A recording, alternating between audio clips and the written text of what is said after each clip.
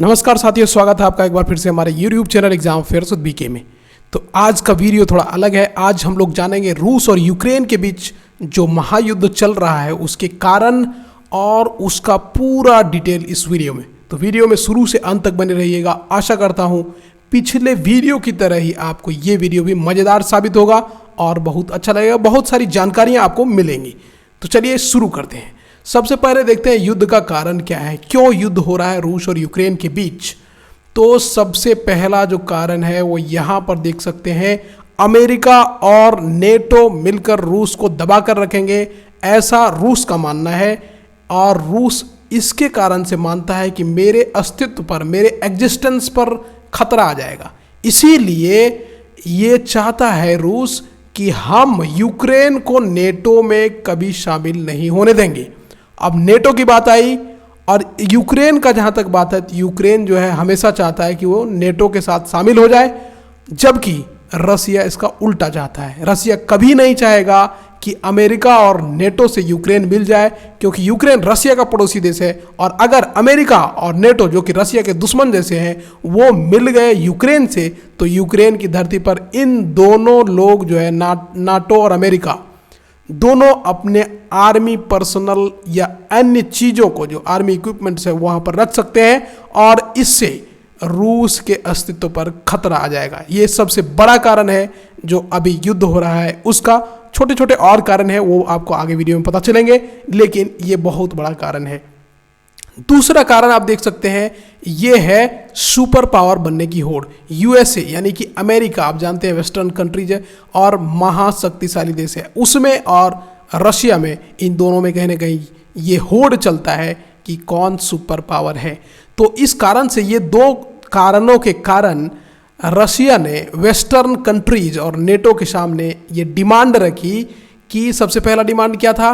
पहला डिमांड था कि यूक्रेन और अन्य सोवियत देशों को नेटो में शामिल नहीं किया जाए, क्योंकि हमको भैया नेटो और जो वेस्टर्न कंट्रीज है इनसे डर लगता है। इसीलिए यूक्रेन, जो कि पहले एक सोवियत संघ का देश था, मतलब सोवियत संघ में शामिल था, और बाद में टूटने के बाद यूक्रेन जो है और रशिया दोनों सोवियत संघ से ही अलग हुआ है। तो सोवियत देश में जितने 15 देश आते हैं, उनको किसी को नेटो में जगह नहीं दिया जाना चाहिए, ऐसा रूस का मांग है। जबकि इस मांग को स्वीकार नहीं कर रहा है कोई वेस्टर्न कंट्रीज, यूरोपियन कंट्रीज। तो इसी कारण से ये युद्ध आगे बढ़ता जा रहा है। अन्य मांग क्या है कि यूक्रेन को आप लोग, जो नेटो कंट्रीज हैं और यूरोपियन कंट्रीज हैं, वो यूक्रेन को हथियार पहुंचाना बंद कर दें। तो ये डिमांड है। इन डिमांड्स को अमेरिका और अन्य नेटो कंट्रीज ने नहीं माना, जिसके कारण लगातार जो है यूक्रेन के बॉर्डर के पास अपने सैनिक को रखने के बाद कुछ दिन पहले 21 फरवरी को रूस ने यूक्रेन पर आक्रमण कर दिया। अब नेटो और यूएसएसआर यानी कि सोवियत संघ की बात आई, तो दोनों के बारे में जानते हैं, दोनों है क्या और रूस नेटो से क्यों डरता है। तो नेटो आप जानते हैं, नेटो का फुल फॉर्म है नॉर्थ अटलांटिक ट्रीटी ऑर्गेनाइजेशन। इसमें 28 यूरोपियन कंट्रीज है और 2 नॉर्थ अमेरिकन कंट्रीज है। अमेरिका इसमें महाशक्तिशाली देश है और अमेरिका के एजेंडे पर सारे कंट्रीज लगभग चलते हैं। और इसमें जो भी देश शामिल हो जाता है, तो ये संगठन जो है उस देश का स्वतंत्रता और सिक्योरिटी दोनों का भार ले लेता है। और वो भार जो है किस मदद से वो लोग पूरा करते हैं? राजनीतिक मदद और सैन्य मदद। ये दोनों मदद करके उस कंट्री को सुरक्षित रखता है और उसकी स्वतंत्रता की गारंटी देता है नेटो। तो नेटो एक तरह से बोल सकते हैं कि मिलिट्री ऑर्गेनाइजेशन है, और इसीलिए रसिया हमेशा इससे डरता है और इससे अपने सोवियत संघ के देशों को दूर रखना चाहता है। अब बात आई सोवियत संघ की, तो सोवियत संघ आप जानते हैं 1991 में, 1991 में सोवियत संघ एक बहुत बड़ा देश हुआ करता था। उसका विघटन हुआ था 15 देशों में, जिसमें आप जानते हैं रशिया सबसे शक्तिशाली देश था जब विघटन हुआ उस समय। यूक्रेन भी दूसरा सबसे बड़ा शक्तिशाली देश था सोवियत संघ में। अभी आप यहाँ पर देख पा रहे हैं बेलारूस, ये अभी जो युद्ध चल रहा है वो रशिया के साइड है, और कहीं ना कहीं यूक्रेन ये दावा कर रहा है कि वहाँ से भी, बेलारूस से भी यहाँ पर यूक्रेन की ओर मिसाइल दागे जा रहे हैं। तो रूस चाहता है कि इन 15 कंट्रीज में से कोई भी कंट्री नेटो में शामिल ना हो, और ये अगर नेटो में शामिल नहीं होगा तो कहीं ना कहीं सोवियत संघ में जो कंट्रीज थे वो रशिया के दुश्मन नहीं बनेंगे नेटो में शामिल होकर के, और नेटो रूस के आसपास नहीं पहुंच पाएगा, जिसके कारण रूस का दबदबा उस क्षेत्र में रहेगा और कहीं ना कहीं रूस सुपर पावर्स में से एक गिना जाएगा। तो ये बहुत बड़ा कारण है जिसके कारण नेटो को हेट करता है रशिया। रशिया यूक्रेन के मामले में पूर्व में भी यूक्रेन में काफ़ी प्रोटेस्ट या युद्ध देखने को मिल चुके हैं। यहाँ पर आप देख पा रहे हैं 2013 में कीव जो यूक्रेन का कैपिटल है वहाँ पर एक मूवमेंट हुआ था, यूरो मैदान मूवमेंट हुआ। ये कारण क्या था?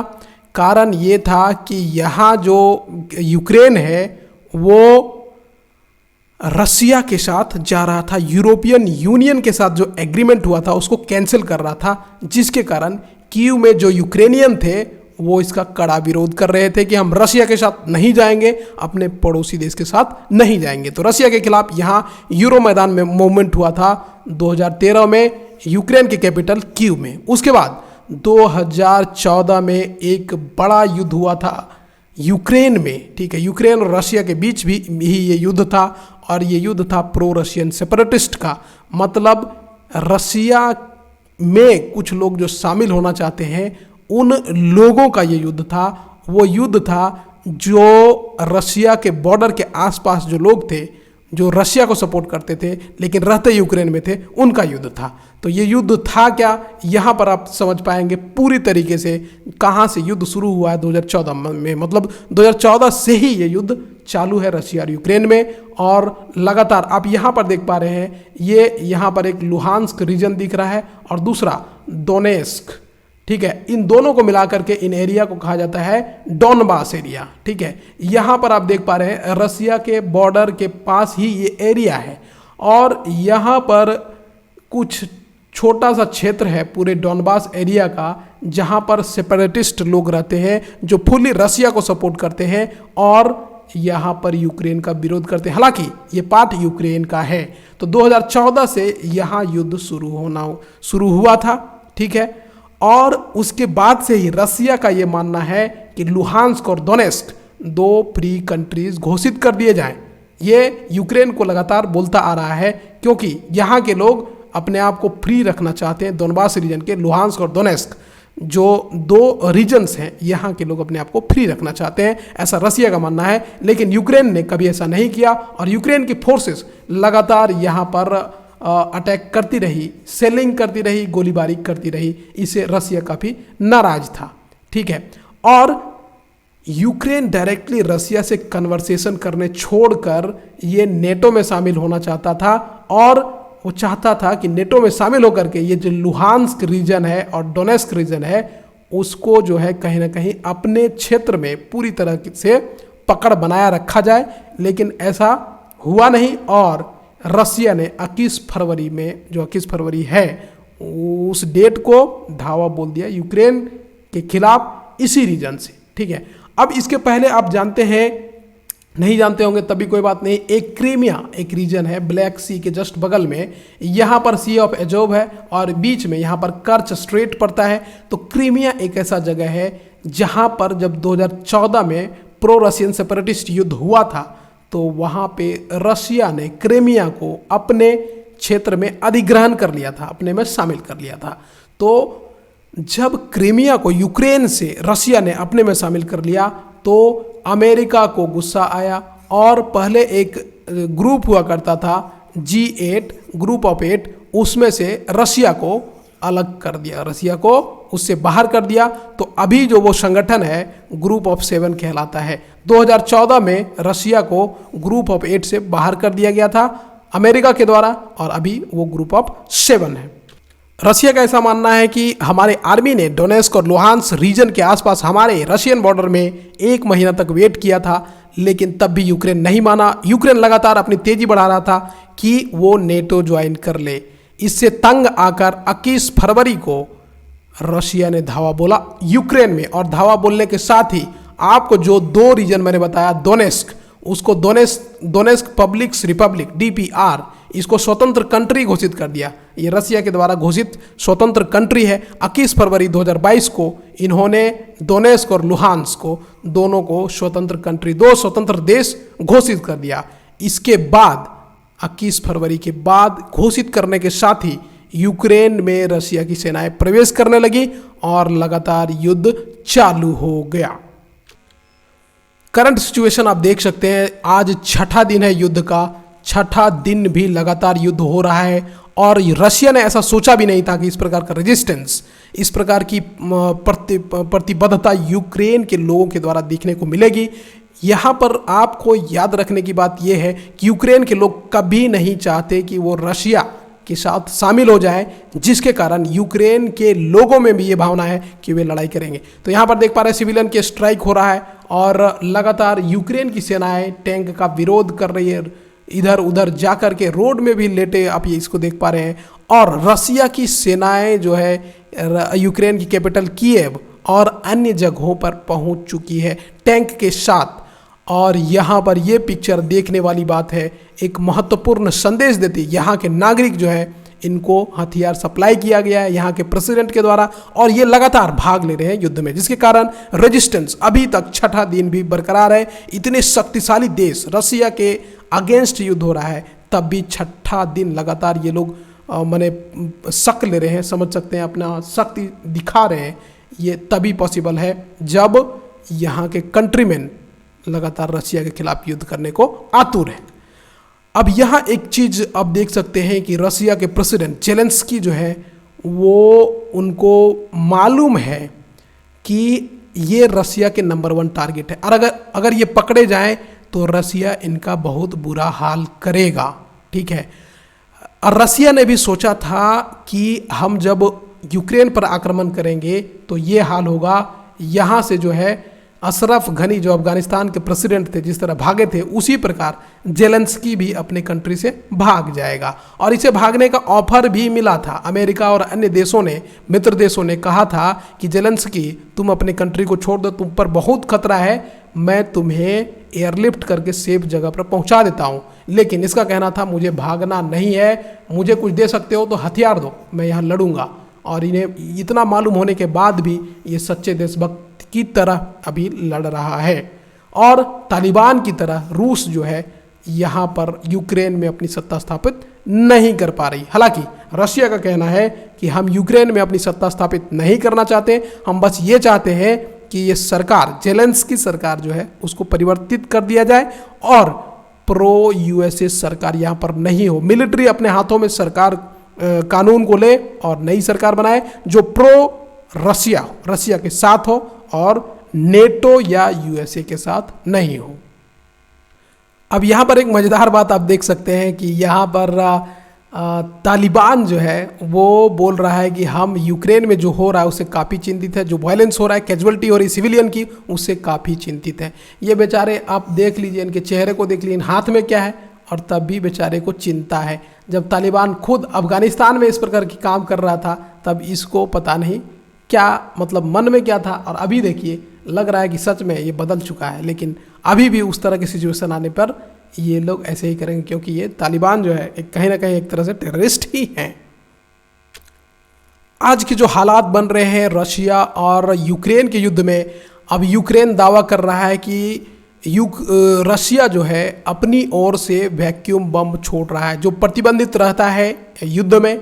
वैक्यूम बम होता क्या है? तो वैक्यूम बम एक ऐसा बम है जो बहुत खतरनाक एक्सप्लोड करता है और तुरंत एक्सप्लोजन इसका समाप्त नहीं होता। ये वातावरण के ऑक्सीजन को सोखता है, अपनी ओर खींचता है और उसके बाद इसका एक्सप्लोजन कुछ देर तक रहता है। मतलब आसपास के वातावरण में जितनी भी ऑक्सीजन होती है सारी खत्म हो जाती है और आदमी को जब ऑक्सीजन ही नहीं रहेगा तो आदमी कहाँ से रहेगा। तो इस प्रकार के बम का जो यूज किया गया, ऐसा यूक्रेन का मानना है कि हमारे ऊपर रशिया के द्वारा इस प्रकार के बम का भी इस्तेमाल किया जा रहा है, जो कि काफ़ी गलत है युद्ध के मैदान में।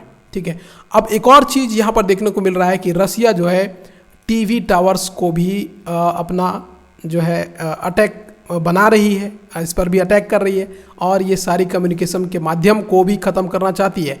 कहीं ना कहीं यूक्रेन को ये अपंग करना चाहती है रशिया। और ये एक सैटेलाइट इमेज यहाँ पर आप देख पा रहे हैं। यहाँ पर बोला जा रहा है कि 64 किलोमीटर लंबा कॉन्वॉय यहाँ पर रशियन आर्मी की देखी जा रही है। लगातार टैंक पर टैंक 64 किलोमीटर लंबा कीव जो यूक्रेन का कैपिटल है उसको घेरते हुए इन्होंने बना दिया है इतना लंबा कॉन्वॉय। और एक और बात यहाँ पर आप देख सकते हैं कि बहुत ही दुखद बात है कि हमारे इंडिया के भी एक स्टूडेंट उनकी हत्या हो चुकी है रूस और यूक्रेन युद्ध के बीच। ये बेचारा कुछ फूड लेने गया था ग्रोसरी शॉप में और वहाँ पर कहीं ना कहीं एक एयर स्ट्राइक हुआ रूस के द्वारा और उसके बाद इसकी हत्या हो गई। पूरे इंडिया में मातम छाया हुआ है। अब यहाँ रसिया के खिलाफ हो क्या रहा है? रसिया जो है, रसिया के खिलाफ वेस्टर्न कंट्रीज और यूरोपियन कंट्रीज जो है लगातार कड़े इकोनॉमिक आर्थिक प्रतिबंध लगा रहे हैं। लेकिन पुतिन का मानना है, पुतिन तो खुद में एक पागल इंसान की तरह बिहेव कर रहा है अभी, और उसका मानना है कि युद्ध इकोनॉमी से नहीं लड़े जाते, युद्ध मिलिट्री से लड़े जाते हैं और मिलिट्री में वो बहुत ही पावरफुल है। इसके कारण से लगातार युद्ध की स्थिति बनी हुई है और अभी कहीं ना कहीं ये भी अंदेशा आ रहा है कि कहीं पुतिन अपनी धमकी के अनुसार कहीं परमाणु बम न छोड़ दे और वो छोड़ने के बाद दुनिया में तबाही आएगी और कहीं ना कहीं वर्ल्ड वार 3 की जो बात मैंने शुरू में कही वो पॉसिबल होता हुआ दिख रहेगा। दुनिया में तबाही आ जाएगी। अभी यूक्रेन का कहना है कि हमने रशिया के बहुत सारे सोल्जर्स को मारा है, 4300 सोल्जर्स को मैंने ढेर कर दिया है और 146 टैंक्स को भी ढेर किया है। हालांकि इसमें सत्यता कम दिखती है, लेकिन यूक्रेन का ऐसा मानना है। अब वेस्टर्न कंट्रीज जो है लगातार प्रतिबंध लगाए जा रहे हैं। अभी आज कहा जा रहा है कि इसने रशियन स्टेट मीडिया के मोनेटाइजेशन को बंद कर दिया है। एक रशियन टुडे चैनल है, रशिया का स्टेट चैनल, जिसके मोनेटाइजेशन को इस यूट्यूब चैनल के मोनेटाइजेशन को बंद कर दिया है गूगल ने।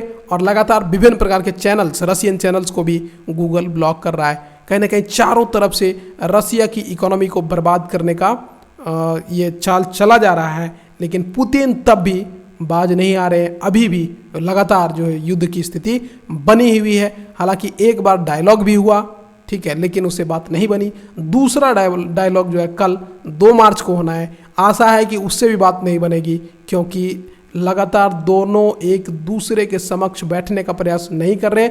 युद्ध की ये जो जेलेंस्की है यूक्रेन का राष्ट्रपति, वो रसिया की ओर नहीं जा रहा, वो नेटो कंट्रीज़ की ओर जा रहा है, यूरोपियन यूनियन की ओर जा रहा है, जिसके कारण युद्ध समाप्त होने का नाम नहीं लेगा और शायद कल भी ये डायलॉग जो होना है वो फेल होगा।